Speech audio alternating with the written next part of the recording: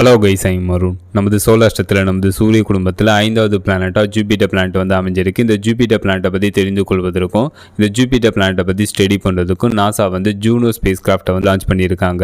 இந்த Juno spacecraft Jupiter பிளானட்டை வந்து படம் பிடித்திருக்கு. அந்த டேட்டாவை நாசாவுக்கு வந்து சென்ட் பண்ணியிருக்கு. அந்த டேட்டா, அந்த இமேஜில் ஒரு கிரேட் ரெட் ஸ்பாட் இருக்கு, ஒரு மிகப்பெரிய சிவப்பு புள்ளி வந்து இருக்கு. அந்த மிகப்பெரிய சிவப்பு புள்ளி ஜூபிட்டர் பிளானட்ல 350 ஆண்டுகளாக வீசும் ஒரு மிகப்பெரிய புயல். அதை பற்றி தான் நம்ம இப்போ பார்க்க போகிறோம். இந்த மாதிரி புது அப்டேட்டை நீங்கள் பார்க்கணும், மறக்காம இந்த சேனலை வந்து சப்ஸ்கிரைப் பண்ணுங்க. இப்போ உங்க டீட்டெயில்டாக பார்ப்போம். நமது சோலார் சிஸ்டத்தில் நமது சூரிய குடும்பத்தில் மிகப்பெரிய உள்ள பிளானட் ஜூபிட்டர் பிளானட். இந்த ஜூபிட்டர் பிளானட் நமது சோலார் சிஸ்டத்தில் நமது சூரிய குடும்பத்தில் 5வது பிளானட் அமைஞ்சிருக்கு. இந்த ஜூபிட்டர் பிளானட் நமது சூரியனிலிருந்து 778 மில்லியன் கிலோமீட்டர் டிஸ்டன்ஸ்ல வந்து அமைஞ்சிருக்கு. இந்த ஜூபிட்டர் பிளானட் நமது சூரியனை ஒரு முறை சுற்றி வருவதற்கு 4333 நாட்கள் வந்து எடுத்துக்குது. ஜூபிட்டர் பிளானட் இதோட ஒரு வருடம் வந்து 4333 நாட்கள். இந்த ஜூபிட்டர் பிளானட்டை பற்றி தெரிந்து கொள்வதற்கு இந்த ஜூபிட்டர் பிளானட்டை பற்றி ஸ்டடி பண்ணுறதுக்கு NASA Juno spacecraft 5 August 2011 launch பண்ணுறாங்க.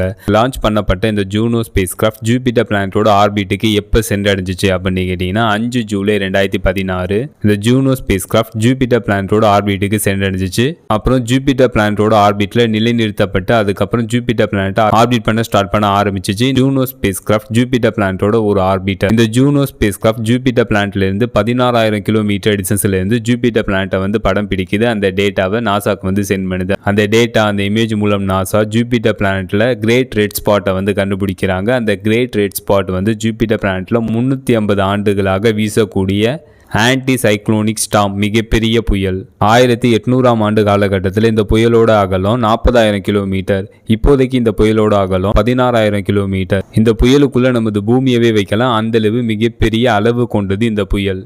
இந்த புயல் மணிக்கு 430 கிலோமீட்டர் பர் ஹவர் ஸ்பீட்ல வீசுது. பூமியில வீசக்கூடிய புயல்கள் தரையை தொடும்போது வலுவிழந்துடும். ஜூபிட்டர் பிளானட் வந்து ஒரு கேஸ் ஜெயன்ட் பிளானட். இதுல வந்து நிலப்பரப்பே கிடையாது. அதனாலதான் அந்த புயல் வலுவிழக்காம இருக்கு. வலுவிழக்காம இருக்க இன்னொரு காரணம், ஜூபிட்டர் பிளானட் தன்னைத்தானே சுற்றி கொள்ள வெறும் 10 மணி நேரம் வந்து எடுத்துக்கிறது. அதனால் ஏற்படக்கூடிய ஃபோர்ஸ்னால இந்த புயல் வந்து வலுவிழக்காம இருக்கு. இந்த புயல் ரெட் கலரா இருக்க காரணம், ஜூபிட்டர் பிளானட்டோட அட்மாஸ்பியர்ல உள்ள அமோனியா மற்றும் பாஸ்பரஸ் போன்ற கெமிக்கல் சன்லைட்டோட ரியாக்ட் ஆகுறதுனால இந்த புயல் வந்து ரெட் கலரா இருக்கு. இதெல்லாம் அந்த டேட்டாவில் நாசா கண்டுபிடிச்சிருக்காங்க. ஜூபிட்டர் பிளானட்ல 350 ஆண்டுகளுக்கு மேலாக வீசும் புயல் வலுவிழக்காம இருக்க காரணம், ஜூபிட்டர் பிளானட்ல நிலப்பரப்பு இல்லாததான். ஃபைனலா அந்த வீடியோ எப்படி இருந்துச்சுன்னு கமெண்ட் பண்ணுங்க. See you.